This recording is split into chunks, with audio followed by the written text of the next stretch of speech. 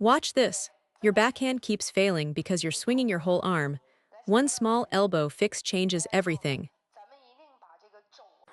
Welcome, today I'm breaking down a critical backhand mistake that most players make. Watch what's happening on screen.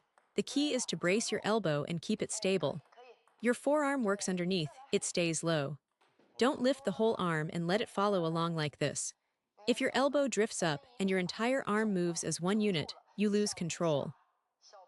The motion should come from the forearm alone, swinging from the elbow down, almost like rocking something in front of your chest, an up and down forearm action. When you get that right, the stroke looks clean and compact. Now make the forearm action a bit bigger. If it's too small, you can't generate enough friction to counteract the incoming spin. The upper arm must not push forward with the forearm. Let the forearm rotate outward on its own while the upper arm stays quiet. Separate the two, upper arm and forearm working independently. Watch on screen. When the separation is clean, the elbow stays anchored and only the forearm swings through. That's the feeling you want. Next, we just worked on sidespin. Now let's do a set with side topspin. This is a problem almost everyone struggles with, so pay close attention.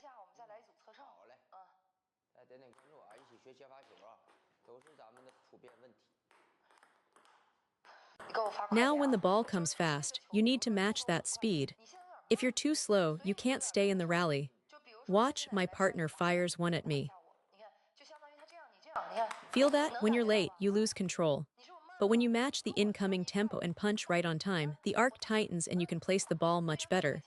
So the first issue is timing, speed up your contact point. Now the second issue. Here's the thing about side topspin, the more you back away from it, the more it flies out. It's counterintuitive, it's the same with defense. The more passively you block, the faster it sails long. So how do you control this ball? Point your tiger's mouth, the web between thumb and index finger, straight forward. Close the racket face fully, press it down and rip through the ball. Don't be afraid. Watch, I close the face, I commit to the rip. I can even grip the handle this low, see. As long as I get good friction on the ball, it lands on the table every time. What good does it do to just tap the ball over? Think about where the game is heading. There's no slow transition phase anymore. It's all rapid-fire exchanges right from the start. And with the ABS ball, the second bounce kicks up more than the old celluloid ball did. The material behaves differently. So when a side topspin ball comes at you and you just block it passively, your opponent will punish you immediately. You have to close the racket face, commit, and use real force. That's the only way to break down a side topspin serve.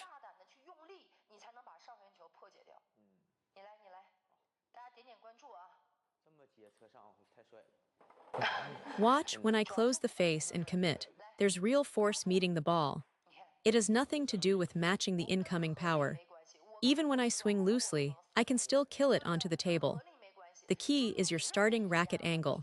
If you think you've closed it but your racket face is still open at the start of the stroke, you'll never generate real power on the backhand.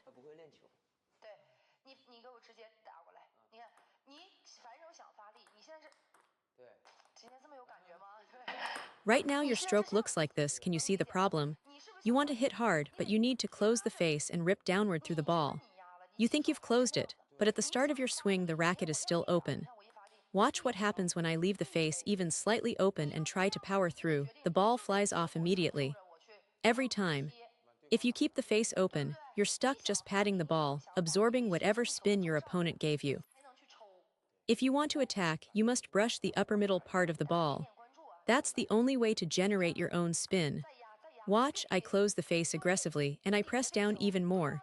Close it further, stay on top of the ball. On defense too, when I touch the ball, I commit to heavy friction, not a passive block.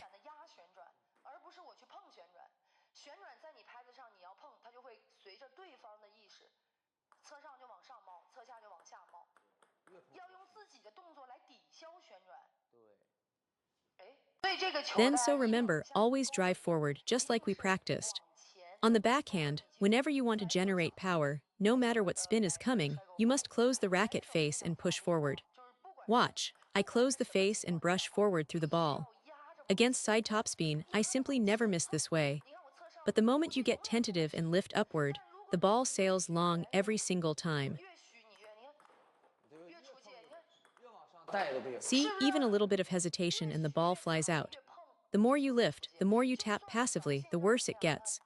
Even if you get lucky once and the ball dips back, your opponent reads that weak return and crushes it. So there's no upside to being passive. Now watch my partner try the same drill. Same principle applies, don't just block. Close the racket face and brush through the ball with commitment. If the ball goes into the net or off the end, that's fine for now, you're building the right habit. The key is friction, not force. Brush the ball, don't press it. When you press, the ball dives into the net because you're sending it straight down. When you brush with a closed face, the topspin you create brings the ball back onto the table.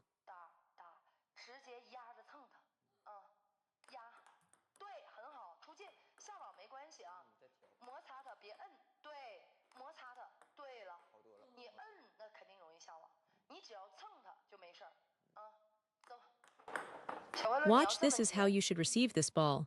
Close the racket face, get over the top and brush forward. Don't press down into the ball, friction, not force. Feel the difference. When you press, the ball dives straight into the net. When you brush, the topspin carries it over.